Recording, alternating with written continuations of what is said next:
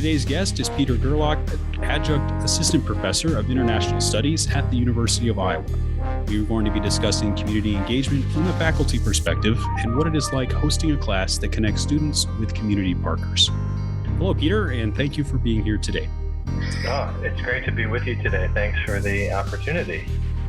I understand that you are committed to strong pedagogical practices that maximize the student experience. Can you explain a little bit more about what that means?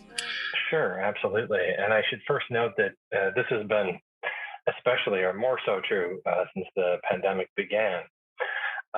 So starting with, say, a syllabus, I try to be and have been so more inclusive, more visual, less authoritative and punitive, more collaborative in nature. My assignments, they give more rationale about the how and the why, and I provide more examples. In terms of deadlines, more flexibility, more second and third chances. With learning sources, I try to use a good mix of readings, all publicly available or PDFs, videos, images, direct contact with guest speakers. That's a big one for me, especially with community engaged learning, lectures, and class discussion. In terms of icon or course learning management system, even in an in-person class, I try to have a full icon page. There's a lot more regular check-ins and more open invitations for office hours meetings. And I think a big thing, as I noted before, especially since the pandemic, I just believe more in extending grace. It's in everyone's best interest. I think very carefully about the balance between what's enjoyable and fun and how I can challenge students academically, while always driving home the bigger picture. So why is what we are studying of importance in the world today? And what part can students play? So first and foremost, I think my teaching is about the growth of empathy, about students becoming better humans and citizens, and connecting them to the community is actually really a crucial part of that I wouldn't have realized before I started doing community engaged learning coursework. But it's also about acquiring not only knowledge, but skills too. And again, this is another advantage of community engaged learning. Really has accelerated in some ways, I think, how I understand student-centered pedagogy more broadly. So like I say in the syllabus, this class will teach about research, writing, planning, promotion, and reflection, supporting, communicating with, presenting to real nonprofit stakeholders, as well as professional development skills like teamwork, leadership, and critical thinking. So community engaged learning has unquestionably expanded how I view collaborative teaching and learning. It's more work for sure, but the benefits are significant, especially for students. Great. So it sounds like you've mentioned quite a bit there. Could you focus in on what some of the best practices are for community engaged coursework from a faculty perspective? Mm-hmm. Yeah, so it's really, I think, about commitment to the mission of not just your class, but that of the community partner as well. In my own case, it's been refugees and immigrants. So the two community partners I've worked with, the Refugee and Immigrant Association, and now the Catherine McCauley Center, have, by the nature of their work, a central focus on welcoming and supporting refugees and immigrants. So my class, doing a community engaged course can't just be about the kinds of learning about refugees and immigrants, but also has to take on their mission. They are central to the focus of the class.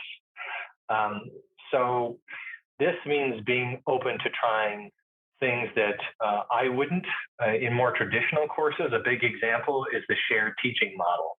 So the guests that I bring into the class which are many actually, they're experts too. Um, and Another, I think, important best practice is learning from what other faculty members have done with their community engaged learning course. This is what I did. It was a steep learning curve, but if one is going to do this kind of teaching well, it's really crucial to look at what others have done. And thankfully, at the University of Iowa and other schools nearby, there are lots of people to talk with, beginning with the community engagement office at the University of Iowa. Um, Another best practice, always being mindful of the ways in which service learning has usually privileged the learning and not the service part. So many community partners, especially nonprofits, are aware of this and can be hesitant or even reticent to partner with a university class. So we, the faculty and the student side, we can't be a burden to the community partner. Rather, we must agree to terms on the front end and throughout the course, and always amplify the really important work that they are doing. So, where is the learning, which is plentiful amidst all of this? That's sort of the central question. How do we do a course that is not only ours, but is much bigger than ourselves? You mentioned critical service learning theory, and my understanding of that is rather than the traditional role where a student comes in to gain as much as they can in terms of learning or enhancing their education through the experience, critical service learning theory says that we're coming in as part of a partnership to serve the organization that we're working with in conjunction with their goals rather than just being there to achieve our own from as a student. Can you explain a little bit about how students have responded to that sort of experience and what sort of success that they've had in doing things that way? Yeah, it's certainly a different kind of engagement. It's a different kind of relationship for students. It takes some getting used to, for sure. Um, and I would say honestly that it um, for students it can feel sort of disorienting or uncomfortable, particularly when you're talking about a subject like mine, uh, the refugees and immigrants. As we all know, the topic of immigration is a heated one, a debated one. And so, from a student perspective, it will take time. And at the beginning of the course, they meet. So the community partner and the students will get to know each other a little bit, introduce one another. The community partner will talk about what kind of work they do and the challenges and rewards of doing that kind of work and what it means to be a nonprofit. What are the demands of their jobs? What is their time like? How do they spend their days? And this helps orient the student to this new kind of relationship because the class picks up there. But then over the first half of the course that I teach is all about preparing them in direct and indirect ways to be able to then serve that community partner and the larger goals of the class in the second half of the course. While always keeping in mind the sort of critical thinking components, some of which you just expressed there. It's a lot of talking about service. What is service? What does it mean to help others? And what is doing good? A lot of students have a conception that doing good is just doing good. How can you do bad by trying to do good? And we have really good discussions in which students find new ways, they learn new ways to see this relationship, and they begin to question whether their service in the past, whether their volunteering has been more for themselves, about themselves, or if it's been about those for whom they believe they were serving. And we've had some really remarkable conversations in which students have shared that Maybe it's been more one-sided towards themselves and not those they were there to serve. So yes, it's a crucial part of community engaged learning, and it's probably done differently in different classes, but it is a vital component of the course. So you mentioned empathy. When approaching a topic that's just full of political rhetoric and kind of media conditioned programming, how do you cut through that with your students to help them understand what empathy is and how to appreciate it while they're working with people who are struggling, in many cases, through absolutely no fault of their own? How do you get students to look past what they may have heard or been told to the human beings, to the individuals that are in need of service? Yeah, that's a great question. The easy answer is by learning with and from them. So, in the two iterations of the course thus far, we have partnered with the Refugee and Immigrant Association. This is a nonprofit that is based in Iowa City, and they largely support refugees and immigrants, mostly immigrants, from Central African nations. So the students learn directly from them. The leaders of the nonprofit have come to the class, have shared stories of their own lives. While we're doing this, I'm very intentional about the learning sources, the readings, the videos, to really focus in on the lived experiences of individuals. We do some discussion of, for example, immigration law, looking at the bigger picture. We talk about immigration to the state of Iowa, what that has looked like historically and what it looks like today. We talk with the bureau chief of the Iowa Bureau of Refugee Services. He comes to class and explains the sort of larger, very global picture of migration. All of those things happen, but students are also reading personal narratives. There's a book that I use in the course called The Displaced, refugee writers writing about refugee lives.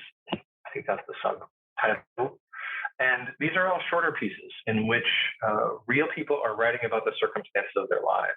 So the students are always doing this kind of reading while also learning directly from, and then in the second half of the course, serving the organization. So they do projects, group projects. So now they have to talk with each other about what they're learning and do a service-oriented project together.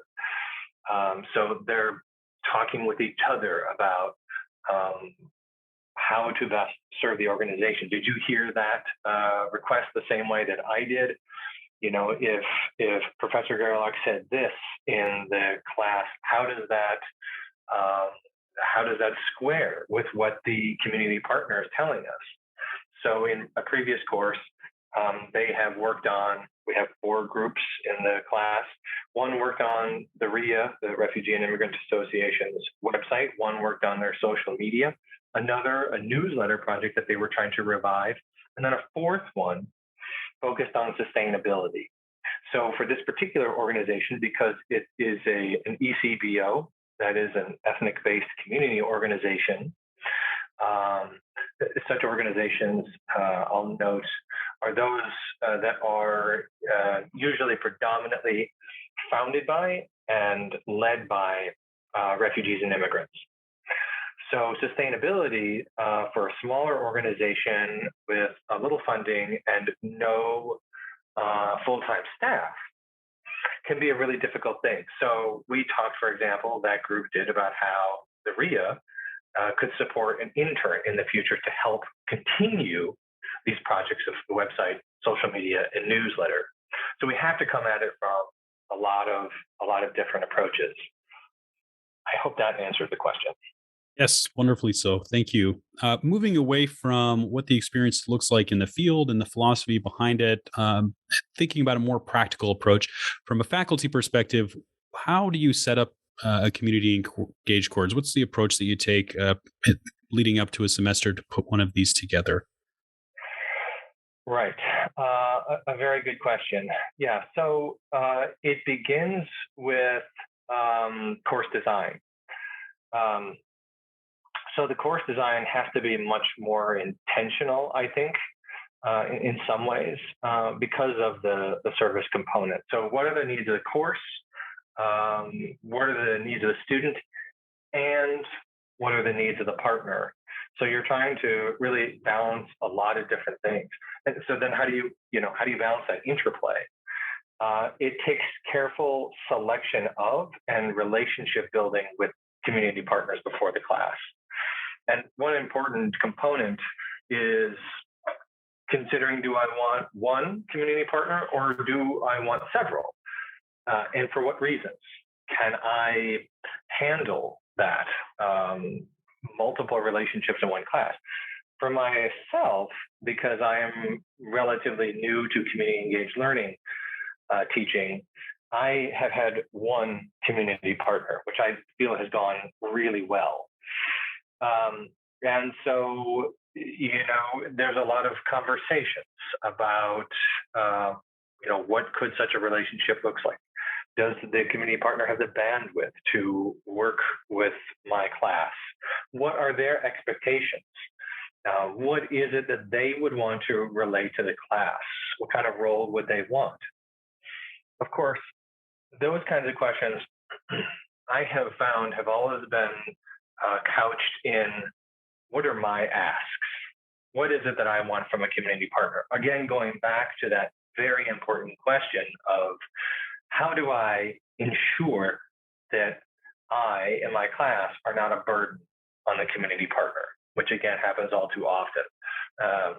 My wife is actually at a nonprofit, and she's talked about the ways in which this can be a real struggle, particularly for nonprofits.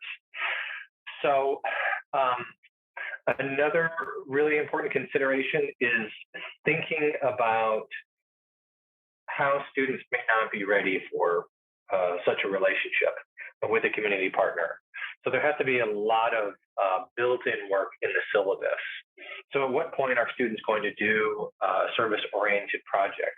Well, that's going to take time. As I noted, for me, it's about halfway through the semester. So we have to do a lot of critical thinking on this. We have to think about the community partner's schedule. When are they even available? How much time are they able to give to us? So there is a pretty significant amount of legwork on the front, and then keeping that relationship up, writing to them or Zooming or calling them, but not all too often, reminding them, because they are focused on all sorts of incredibly important things. If you take, for example, my community partner in the spring, the Catherine McCauley Center, they are, and they will be even more so, resettling refugees from Afghanistan who have really unique needs. Their time needs to be there and not in my class, as much as I appreciate them being in my class. So how do I design such a course knowing that this is an incredibly important topic from which students can learn and must learn to be more critically, responsibly engaged citizens, while also appreciating the complexities that poses for a community partner. So there's a lot going on. So it sounds like this can be a lot of extra work, a little bit of extra work, but I think we could both agree that there would be extra work compared to the traditional classroom experience. Are there any resources that you've encountered that can be helpful to new faculty or faculty who are new to the community engaged learning experience to help them get through the growing pains in the beginning? Yeah, right. I think the place to begin, at least at the University of Iowa, is with the Office of Community Engagement. Nick Benson has been an incredible partner for this. I turn to him sometimes just to have conversations, about, I'm thinking of switching my community partner, or I'm thinking about having two community partners this semester, or I'd like to try this kind of assignment, but would it work in a community engaged course? Nick has been an incredible conversation partner for that. That would be one place to go. Um, a second, actually through Nick's office, I was able to participate for in 2 consecutive years, the Engaged Faculty Institute, which brings together colleagues from schools across Iowa and Minnesota. And it is supported by, or I guess I should say, it's run by, the organization is the Iowa and Minnesota Campus Compact. And this is the work that they do, community engaged learning on university campuses. So they are incredible. And I think the third source, again, and these are folks that Nick could help with, they're partners on campus, other faculty members who have done this kind of teaching. They are crucial also. How have students responded to this experience? Have you gotten any particularly noteworthy feedback from students at the end of the semester or through particular events that occurred during the semester that demonstrate that they were having an elevated experience or had learned or experienced something they could apply to their future careers? Mm-hmm. Yeah, yeah, definitely a good question. And it's worth noting again that my sample size is small because the course has only been taught last 2 years. But what I will say is that they have spoken of their recognition that community engaged learning is different. And by that, they usually mean that it's more hands-on. They've shared an appreciation, a deep appreciation for serving a nonprofit. In fact, that's really what got in the spring of 2020 the class through those early days of the pandemic. I had real concerns that semester that things were going to break down. How would we continue going? But the fact that we were working on group projects in service to the Refugee and Immigrant Association was a real motivator for students. They wanted to do a good job for this organization that was doing such incredibly important work. They've noted that a part of the course, the last 2 years, we've done one-on-one interviews, or we've had them arrange meetings themselves with nonprofit leaders, that can be new, uncomfortable, and it can take additional time, but that there are huge growth opportunities. They've talked about personal growth broadly and specifically with improved critical thinking in areas of what service means, helping others, and about doing good. And I think they've really begun to realize that making a difference isn't always a grand enterprise. It's more often engaged, committed community service. So it's very doable. A few have asked how they can continue volunteering with our community partner after the course ends. And a few have even asked for letters of recommendation. A couple to go to law school, specifically for immigration law, hoping to support, to advocate for refugees and immigrants. And some have asked for letters for employment to work with and to better welcome in communities those new neighbors. So on the whole, the experiences have been very positive for students. Final question that I have for you is what advice do you have for other faculty who may be on the fence, who may be considering incorporating a community engaged component into their coursework, but aren't quite sure if it's going to be worth the time or if it's a good fit for them? Yeah, so first of all, I can recognize the hesitancy. I was quite hesitant myself because before, and I would have laughed probably if somebody had said, 3 years from now or whatever it is, that somebody would be asking me for advice about community engaged learning teaching. I would have gotten a good chuckle from that because there is a lot to learn. It does require more work, yes. So I think, like I said, connecting with the Office of Community Engagement is one. Participating in that Engaged Faculty Institute, that was really eye-opening. It's been done through Canvas, so it's been virtual the last couple of years. The first time I did it was in person. It's just that collaborative approach. Everything about this being collaborative makes it so much easier. I think another piece of advice is to be creative and inclusive about guests you invite to class. That's been one of the true hallmarks for me. I thought, who could I invite that students don't normally hear from? In fact, one time I put together a panel of city leaders, so folks on city council, the sheriff, the mayor, and we did it at City Hall, right there where city council meetings are held. So, what unique opportunities exist for students that they can directly learn from all these amazing experts who are in our communities.